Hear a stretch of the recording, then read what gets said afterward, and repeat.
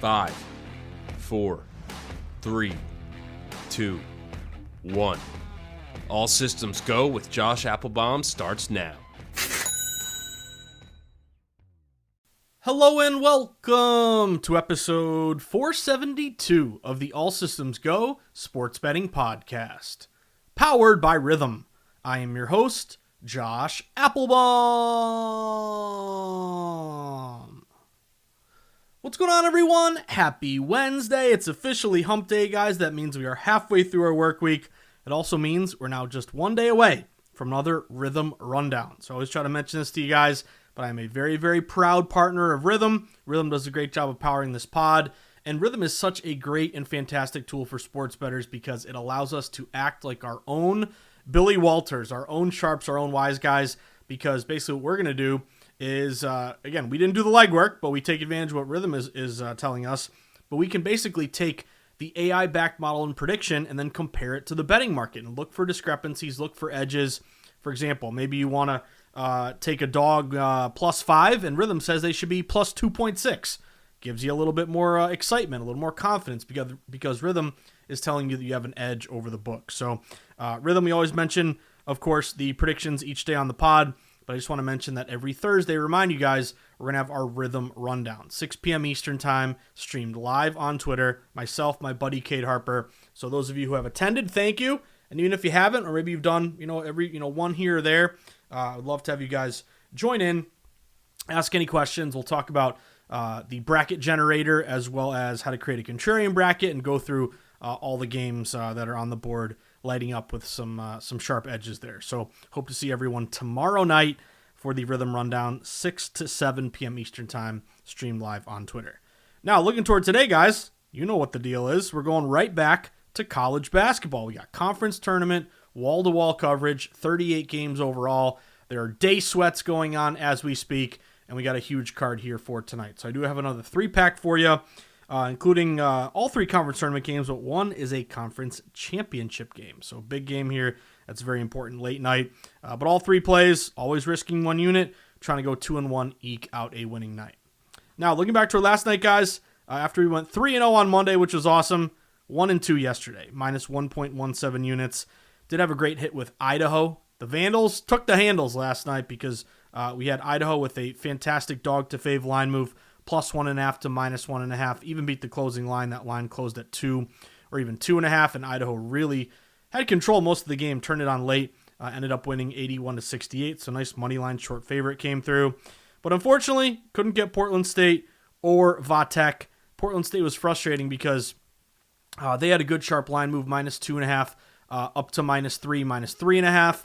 And I distinctly remember saying this. And when I was looking at explaining this game and writing the sharp report for vsin.com, I was saying how, man, Montana is 2-0 against Portland State this year. So look at it one of 2 ways. Either Montana has their number, or it's very hard to sweep your opponent in a conference 3 times in a row. So revenge angle and, water seeping its level there means Portland State has the motivational edge. Well, sadly, Montana came through. And again, Montana was up big. Portland State had a huge second half surge there to make it interesting, make it close. And they actually had an opportunity there to hit a 3 and tie the game and send it to overtime. But the kid bricked it. So unfortunately, I ended up losing by 3. So annoying when a top seed with some CLV doesn't come through. But what are you going to do? And then the one that was really frustrating was Vatek. Now, I knew going into it that we were maybe walking a tightrope here because that line did come back down, basically toward a pick'em, and we were looking at Vatek at the time. They were as high as minus 2.5, so late movement was going back toward Wake Forest. That made me nervous going into it because, again, late movement, you always want it to be breaking your way, not against you. It doesn't guarantee a win or a loss, but it's all about closing line value. Like, if you got Wake plus 2.5, they close at a pick, you're feeling good even before the ball gets tipped off. You money line or lay a 2.5 with Vatek, they get down to a pick, you're nervous because the late money's breaking against you. Well, still, sticking with Vatek, they had a chance to win the game. The game was tied with like 25 seconds left, and Vatek held for the final shot. They had an opportunity to walk off, win the game.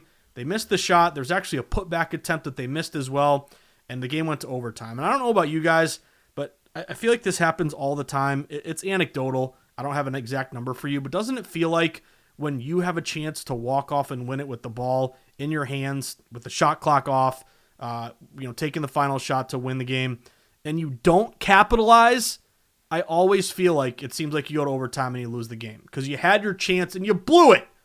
And that was very frustrating with Vodtech. And then they go to overtime and Wake Forest wins by 6. So annoying there with Vodtech. But maybe we deserve to lose that one because that line really broke the other way toward Wake. But either way, guys, 1 and 2, minus 1.17 units. So we're going to see if we can get back into the green here for today on a big conference tournament Wednesday. So without further ado, we got a huge slate here today. Let's see if we can stack some units here, get a couple winners, try to go 2-1, and get back in the green. So first one on the board for me, I want to talk about an early game, 6 p.m. Eastern time. This is Delaware State playing Morgan State, and this is the MEAC tournament quarterfinal. So let's set the stage, talk splits, line move, system matches. I'll give you my play for this one. So going into it, we got Delaware State 7-22 on the year. They're the 7 seed. Just snapped a 7-game losing skid, though, by beating Maryland Eastern Shore in the regular season finale 57-56. They won that game outright as a 6-point road dog. Meanwhile, Morgan State 14-15 on the year. They are the 2 seed in the MEAC tournament. They've won 4 of their last 5. Just beat Coppin State 70-66, and the regular season finale didn't cover, though, as a 6.5-point home favorite. So what have you seen across the market here? Well, this game opened with Morgan State listed around a 2 or 2.5-point neutral site favorite. Some books even open as low as Morgan State minus 1.5. And early on, very clearly, this line was going toward Morgan State because Morgan State went from minus 2.5 up to as high as minus 3.5. Now, since that time, this line has come back down a bit. I'm now seeing Morgan State get back down to minus 2, minus 2.5. So shot up toward Morgan State, kind of has come back down a bit here. So we're close to basically where we open with this game. But if you look at the splits, and this is what's really important to me. On the one hand, heavy lopsided betting on Morgan State. 90% of bets, over 95% of spread dollars at DraftKings. So a big low bets, higher dollar split, one-way split in favor of Morgan State. Now, it might worry you taking the side getting over 90% bets and dollars, but I would just keep one thing in mind. It's a tiny little game. It's an added extra game. It's a 6-digit rotation game. Game 306509, 306510. So what that tells me is that being on the 90% bets and dollars side isn't quite that public because it's a low bet matchup. And again, can you name me the mascots here? You probably can't. This game's on ESPN Plus. It's not a game the public is targeting on a Wednesday with so many games, being played all day.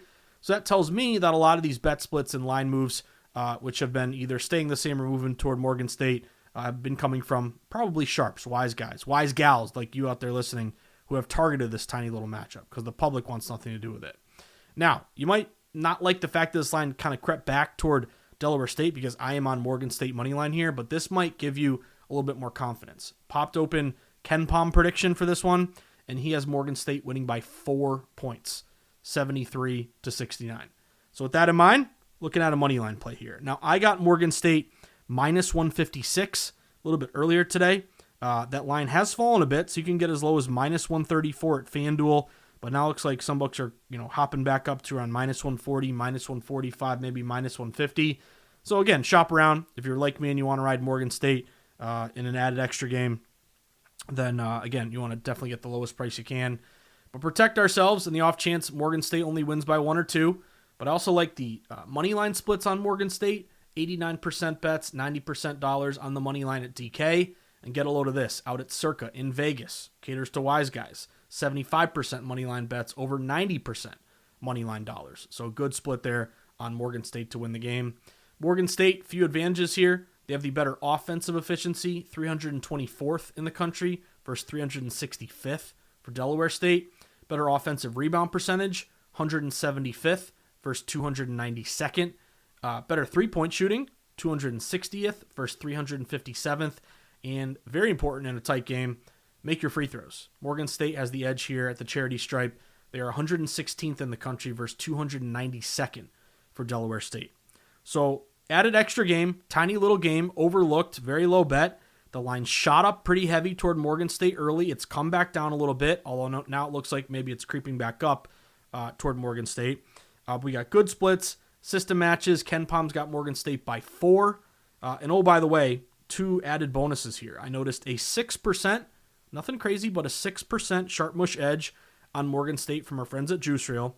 But what I really like is an official Rhythm Green Star recommendation on Morgan State's money line here.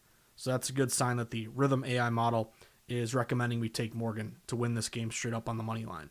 And that model actually has Rhythm with Morgan State predicted minus 3.6 when this line is around 2.5. But it did creep up as high as 3.5. So again, crept up, came back down a bit, but we got a sharp mush edge, a green star recommendation from Rhythm. Tiny little game. I'm going Morgan State here to hopefully win this game and advance in the MEAC tournament. Again, I got a bad minus 156 on the money line, but you can get as low as minus 134 right now. But definitely shop around because, again, some books are creeping up higher to minus 140, minus 150. But first play of the night, Morgan State money line for me. Next bet, let's look at an 8:30 game. Let's go to the WAC tournament.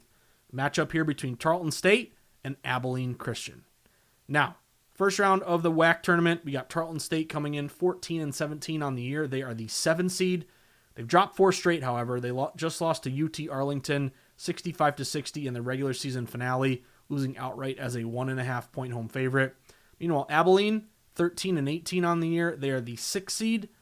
They have also lost 2 in a row. Just fell to UT Arlington 65-57 and the regular season finale, lost outright as a 1 point home favorite.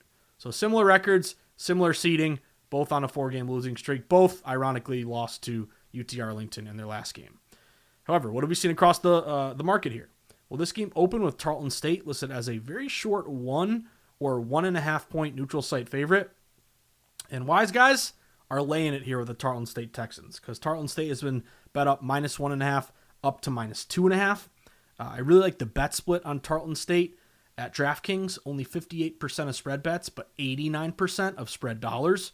So good low bets, higher dollar split on Tarleton State from the DraftKings book. You also look at KenPom. He's got Tarleton State winning by 2, 71-69. He does have the Texans ranked quite a bit higher, though, 217th in the country versus 246th for Abilene. As a result, though, I'm going money line here on Tarleton State. I'd hate to see them win by 1 or 2. You lose your 2.5. If you lay the 2.5, I hope you win by 3 or more. But I did get Tarleton State on the money line at Ballybet minus 129, so not a bad price. I'm seeing now most books are minus 135, minus 140, although I do see some books as high as minus 145. So shop around. It looks like minus 140 at Caesars might be your best price right now. But again, protect ourselves on the off chance Tarleton only wins by 1. We want to protect ourselves and win that bet. Like the splits quite a bit on the money line in particular with Tarleton State. 44% of money line bets, 64% of money line dollars. So low bets, higher dollars in favor of the Texans winning this game. Bunch of advantages here for Tarleton State. They have the better offensive efficiency. 267th in the country doesn't sound great, but Abilene is 318th. Tarleton has the better effective field goal percentage, 305th versus 335th. We also have Tarleton State better three-point shooting, 266th versus 318th. They have the better free throw shooting. Big advantage here, hopefully. Make your free throws. 112th versus 260th. And they hold their opponents to a better effective field goal percentage, 282nd versus 354th. Lastly, nothing huge, but there is a 2-day rest advantage for Tarleton State because they last played on March 5th. Abilene last played on March 7th. So a short price here for Tarleton State, but Tarleton State open as a short favorite has become more of a favorite. Really good splits. Again, KenPom's got them by 2, so we're going money line here. Great splits on the money line as well, and a bunch of stat advantages along with a rest advantage. So second play of the night for me, Tarleton State money line minus 129, but again, some books now closer to minus 140. Last bet of the night. This one goes out to my guy, KN, King Nebuchadnezzar, because I was joking with him on Twitter saying, let's go back to the Vandals here tonight. So biggest one, again, put on a pot of coffee if you're an East Coaster like me, 11:30 p.m. Eastern Time tip. Idaho against Montana in the Big Sky Tourney Championship game. Again, the winner punches their ticket to the big dance. So setting the stage for this one, we got Idaho 20-14 on the year. They are the 7 seed, and they came up huge for us, beating Eastern Washington 81-68 in yesterday's semifinal, covered as a 2.5 point neutral site favorite. Meanwhile, Montana, again, don't love them because they beat Portland State. lost that one last night, annoyingly. Teased us, only to overcome a huge deficit, only to lose. But anyway, Montana 18-15 on the year. They're the 4 seed. Just beat Portland State 75-72 in yesterday's semifinal. Won outright as a 3.5 point neutral site dog. So what have we seen across the market here? Well, this game opened with Idaho listed as a very short 1.5 point neutral site favorite. And the public doesn't know what to do. They saw Idaho and Montana both win yesterday. Yeah, Idaho's got a slightly better record, but also, they're laying points. So championship game. Again, public doesn't know what to do. You look at the splits at DK, it's basically 50-50 down the middle. So what do we always talk about when it comes to a 50-50 ticket count? Again, this is only bets, tickets, raw tickets written, not the money. But anytime you get 50-50 tickets, take a step back. Theoretically, in a vacuum, line shouldn't move at all, right? Because you would assume the odds makers have balanced action, no need to bring the number up or down at all. You would assume they have balanced action both sides, so no need to adjust. However, when you see a 50-50 ticket split, yet then you see a line move, that's important to me because it tells me that even though the public is undecided and doesn't know what to do, the line move tells me that smart money has taken a clear position. So smart money on Idaho, baby. I'm going Vandals because the Vandals have gone up from -1.5 up to -2.5. And I see one book even inching up toward 3, even though tickets are split. So it tells me smart money, 50-50 line move in favor of Idaho. Now, in particular, you want to get technical? At DraftKings, Idaho is getting 48% of spread bets, but 72% of spread dollars. So a good low bets, higher dollar split. Further evidence of the big smart money in this game siding with Idaho.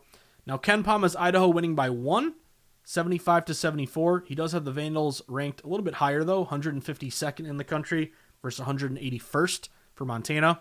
But as a result, I'm going money line. Save ourselves on the off chance Idaho wins by 1. I got Idaho on the money line -137 at Ballybet. Looks like -144 at FanDuel might be your best price. But again, shop around, some books inching up closer to -150.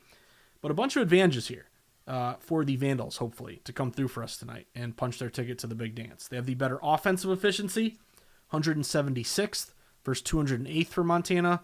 They have the better offensive rebound percentage, 244th versus 361st. They have the better defensive efficiency, 141st versus 157th. They allow fewer offensive rebounds to their opponents, 6th in the country versus 137th for Montana. And they commit fewer turnovers on offense. They take better care of the ball, 72nd versus 338th. 2 more advantages for Idaho. 1, a little bit of a rest advantage. Now, both teams did play yesterday, but you go back another day, Idaho was off. You go back another day, the Montana Grizzlies played a game. So Montana is playing their 3rd game in 3 days. Montana is on a back-to-back-to-back. Remember, who was it? The guy from ESPN. Back-to-back, back. At the, the home run derby, the Schwami. But anyway, back-to-back-to-back, 3 days in a row for Montana, hoping we have some tired legs for the Grizz versus Idaho, who, yes, played yesterday, but 2 days ago was off. So a little rest advantage there for Idaho. And then lastly, you might have noticed watching this game last night, the crowd was very pro-Idaho because this game was played, or it will be played last night and tonight, same arena, the Idaho Central Arena in Boise. So basically home crowd, hopefully, and a little de facto home crowd advantage for Idaho. So Idaho came through last night. We're going right back to the well here tonight. They got a line move, 50-50 ticket split, but sharp movement in their favor. We have some good splits, system matches, rest versus tired, de facto home court. And by the way, Rhythm has Idaho -2.7. So not a bad edge there on the money line just to win by 1. So last bet of the night for me, Idaho money line -137. Again, looks like maybe -140-ish is your best price now. So Morgan State, Tarleton State, Idaho. All 3 money lines. Let's find a way to scratch and claw and get 2 out of 3, eke out a winning day. So that about does it for episode 472 of the All Systems Go Sports Betting Podcast powered by Rhythm. This is the part of the pod where we wrap things up, and I always start first by saying thank you. Thank you for listening. Thank you for taking the time out of your day, out of your busy lives to pull up a chair to the virtual bar and sweat some sharp, data-driven breakdowns with me. If you do enjoy this pod, hopefully you value the insights. If that's the case, I would love for you to help me grow this podcast. And you can do some very easy, simple things to support the pod. 1, give it a 5-star review on Spotify or iTunes. If you want to leave a nice comment under the rate and review section, or click the follow button, or recommend the pod to a friend, or retweet the pod when I put it out each day on Twitter at Josh_insights. Any or all of those things would be very much appreciated. Next, if you enjoy this style of sports betting breakdown, data-driven, sharp contrarian betting, focusing on line movement, bet splits, system matches, focusing on what the market and the numbers are telling us, not what our gut and our bias is telling us. If this style of betting has appealed to you, you've been provided a blueprint to attack the market, and you want to learn more about data-driven betting, or you have a friend or colleague or someone you know who could use some data-driven tips, then I would love for you to go to Amazon.com and type in the NFL Sharp Betting Playbook, or type in the Everything Guide to Sports Betting. Those are the two books that I've written. Very proud of both. The Everything Guide has a lot of March Madness tips and MLB, so that's a little more timely. Although NFL Sharp Betting Playbook, hey, it's got some NFL draft tips as well. But if you want to grab one or both of my books, you'll make my day, and you will bring them to the sports book. I'll sign them for you. I'll buy you a beer or ginger ale, and we'll sweat some games together. Next, have you downloaded Rhythm and Juice Reel yet? My two favorite sports betting apps around, because they help me win. I know they're going to help you win, but Rhythm is great for their AI-backed models and predictions for game bets and player props. And Juice Reel, so many great features. You can just tail, if you'd like, the Robo Jackson Best Bet Picks, a pair of picks that come out every day at noon. You can also get the Sharp Mush indicators, arbitrage plays, shop for the best line futures. And of course, if you'd like to tip your podcast hosts, you can do it in the form of signing up to get the ASG Best Bet Picks from Juice Reel. It costs $4.99 a week, $5 for 7 days worth of plays, less than $1 a day. You'll get the plays early, hopefully beat some closing lines. And again, this pod's free, so I consider it tipping your podcast host if you enjoy the insights. But definitely download Rhythm, download Juice Reel, give them both a 5-star review in the App Store. Next, do you have a live odds page? Well, if you don't have one, you really, really need one, because it is going to make your life so much easier. Nothing's easy in sports betting. It's never easy to cash a ticket, but it makes you, it gives you the ability, I should say, to track the betting market in real time, which is a huge, huge part of making a smart bet. I need all the games being played in front of me. I need start times, live in-game wagering odds, live scoring. I need to be able to track the market in terms of the opening column, which never moves, then compare it to all the other books on the right, as well as all the big books. When they move, they get lit up in red, and we can find a book that is maybe slow to adjust and get a good number. Like, for example, if you see, a team that's -1.5, and, Pinnacle, which is now considered primary market, labeled on the Odds Logic Live Odds page, or maybe Circa or Bet Online or Chris, they're going to -2, and you find a book that's still at -1.5, hasn't adjusted, boom, that team wins by 2, you cover the number. You push if you were late. So great live odds page with Odds Logic. I'd love for you guys to test it out. All you got to do is go to oddslogic.com/Josh123. That's going to give you a 7-day free trial and 50% off your first month of service. So that about does it for episode 472 on a hump day of the ASG pod.